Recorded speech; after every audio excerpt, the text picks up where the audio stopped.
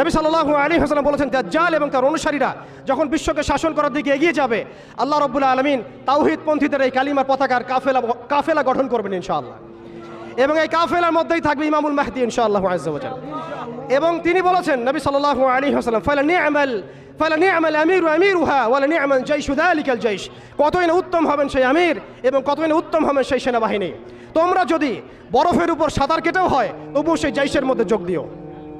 এটা আমাদের সামনে আসতে যাচ্ছে। পৃথিবীর প্রত্যেকটা জায়গায় আপনি দেখবেন তাওহীদপন্থীদের কাফেলা গঠন হবে, ইসলামী রাষ্ট্রগুলো দাঁড়িয়ে যাবে ইনশাল্লাহ। আপনি দেখেন সিরিয়া পরিবর্তন হচ্ছে, আপনি দেখেন আফ্রিকা পরিবর্তন হচ্ছে, আপনি দেখেন বাংলাদেশ পরিবর্তন হচ্ছে, আপনি দেখেন প্রজন্মের চোখের মধ্যে তাওহীদের ক্ষুধা, আপনি দেখেন প্রজন্মের চোখ জলজল করছে, তারা ইমানের দিকে আসছে, আমলের দিকে আসছে, ইসলামের দিকে আসছে। সময়, time is closing down to the আখিরুজ জামান ইনশাআল্লাহু আযজা ওয়া জাল্লা। এখন কথা হচ্ছে, ইমামুল মাহদীর বাহিনী এই দাজ্জালের বাহিনীর সাথে যুদ্ধ করতেই থাকবে, করতেই থাকবে, করতেই থাকবে, কিন্তু শেষ পর্যন্ত ইমামুল মাহদীর হাতে দাজ্জালের মৃত্যু লেখা হবে না।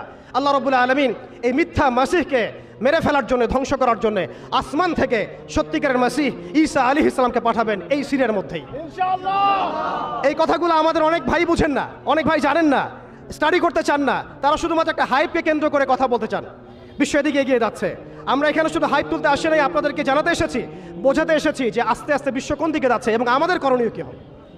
এবার আসেন, এটা ভবিষ্যৎবাণী শুধু নয়, নবী সাল্লাল্লাহু আলাইহি ওয়াসাল্লাম অকাট্য ভবিষ্যৎবাণী। তিনি বলেছেন, ঈসা আলাইহিস সালামের হাতে যেই ফিলিস্তিনে আজকে মাজলুম বোনদেরকে শহীদ করা হচ্ছে, বাচ্চাদের মাথার খুলি উড়িয়ে দেওয়া হচ্ছে, আমাদের ভাইদেরকে জীবন্ত পুড়িয়ে মারা হচ্ছে, ওই ফিলিস্তিনে লিখে রাখেন আপনারা, মিডিয়া দিয়ে প্রচার করে দিয়েন, এই ফিলিস্তিনের বাবে লুদ নামক জায়গায় তাদের মিসায়া, তথাকথিত মিসায়া মাসিহুদ দাজ্জালকে ঈসা আলাইহিস সালাম হত্যা করবেন ইনশাআল্লাহ।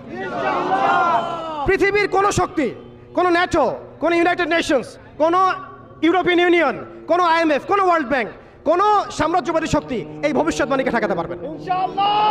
আপনি ওদেরকে চেষ্টা করতে দেন, সারা পৃথিবীর সমস্ত মুসলমানকে যদি এখন তারা মেরে ফেলে, তবুও এই অকাট্য ভবিষ্যৎবাণী ইনশাআল্লাহ তাআলা তারা পাল্টাতে পারবে না।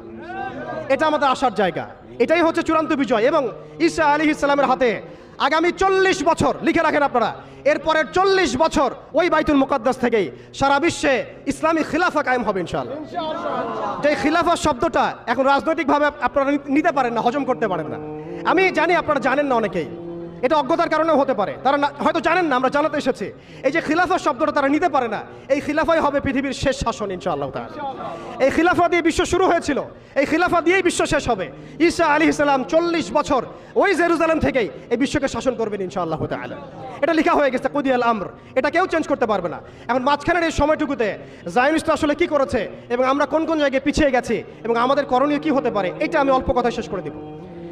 এক কথায় দেখুন, জায়নিস্ট মুভমেন্ট গঠন করার পরে তারা সর্বপ্রথম, ভালো করে খেয়াল করেন, তারা সর্বপ্রথম একটা ঐক্যবদ্ধ প্ল্যাটফর্ম এনেছে। আমরা দেখেন সারা বিশ্বে এখন পর্যন্ত মুসলিমরা একটা ঐক্যবদ্ধ প্ল্যাটফর্ম করতে পারি নাই। তারা ঐক্যবদ্ধ একটা প্ল্যাটফর্ম করেছে এবং সেই প্ল্যাটফর্মকে কেন্দ্র করে তারা সবার আগে খেলাফত ব্যবস্থাকে ধ্বংস করেছে, অটোম্যানদেরকে তারা পরাজিত করেছে। প্রথম বিশ্বযুদ্ধের সেই 1914 থেকে 18-এর মধ্যে তারা বাইতুল মুকাদ্দাসে প্রথম ঢুকেছে এবং তাদের সহযোগী ছিল পশ্চিমা বিশ্ব এবং ব্রিটেন।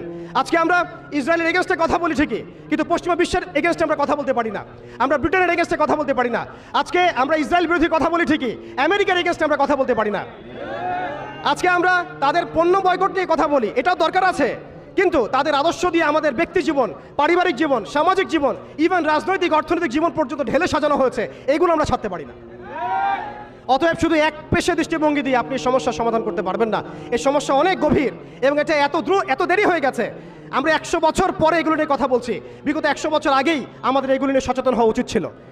এমন নয় যে তৎকালীন সময়কার ভাইরা সচেতন ছিলেন না বা তারা কাজ করেন নাই, করেছেন, কিন্তু এটাই পরীক্ষা, এটা আল্লাহ পাকের মহাপরিকল্পনা। এভাবেই আল্লাহ রাব্বুল আলামিন আমাদেরকে পরীক্ষা করছেন, আমরা হকের পথে থাকি না বাতিলের পথে থাকি। এরপরে এই জায়নিস্ট মুভমেন্ট গঠন করার পর, অটোমান এম্পায়ারটাকে ধ্বংস করার পরে একটা খিলাফা রাষ্ট্র থেকে আমাদেরকে 57টা বিচ্ছিন্ন ছোট ছোট রাষ্ট্র দেওয়া হয়েছে, অর্থাৎ কাঁটা তারের বেড়ার মধ্য দিয়ে আমাদেরকে ভাগ করে ফেলা হয়েছে। এখানকার লক্ষ কোটি যুবক যদি চায় যে আমরা ইসরায়েলে গিয়ে যুদ্ধ করব, তারা যেতে পারবে না। সৌদি আরব থেকে চাইলে যেতে পারবে না, ইয়েমেন থেকে চাইলেও যেতে পারছে না, মিশর থেকে চাইলেও যেতে পারছে না, মালয়েশিয়া থেকে চাইলে যেতে পারছে না, তুরস্ক থেকে চাইলে যেতে পারছে না, পাকিস্তান আফগানিস্তান থেকে চাইলেও অনেকে যেতে পারছেন না। কারণ একটাই, জাতীয়তাবাদ, জাতীয়তাবাদ এবং জাতীয়তাবাদ। আমরা একটা ধোকার মধ্যে আছি। ওরা আমাদেরকে 4টা গোলক ধাঁধায় ফেলে রেখেছে। অটোম্যানদেরকে ধ্বংস করার পরে, খেলাফা ব্যবস্থা ধ্বংস করার পরে তারা আমাদেরকে 4টা দেবতা দিয়ে দিয়েছে। আমি শব্দটা দেবতা বললাম এই অর্থে, কারণ এই মন্ত্রগুলোর আমরা তন্ত্র মন্ত্রগুলোর পূজা করছি আমরা। ওই আইয়ামে জাহিলিয়াতে যেমন ছিল লাত, ওজ্জা, হবল আর মানাত, সেই আইয়ামে জাহিলিয়াতে যেমন ছিল লাত, ওজ্জা, হবল আর মানাত, ঠিক এইভাবে খেলাফত ব্যবস্থা ধ্বংস করার পরে তারা আমাদেরকে প্রথম দিয়েছে জাতীয়তাবাদ, মানে ন্যাশনালিজম। এর মধ্য দিয়ে আমাদেরকে বিভক্ত করে ফেলেছে তারা। আপনি চাইলেও তাদের সাথে আপনি যোগ দিতে পারবেন না, আপনি চাইলেও হামাসের ভাইদেরকে সাহায্য করতে পারবেন না, আপনি চাইলেও মাজলুমদের পাশে দাঁড়াতে পারছেন না, কারণ কাঁটাতারের বেড়া দিয়ে আপনাকে আটকে দেওয়া হয়েছে। এরপরে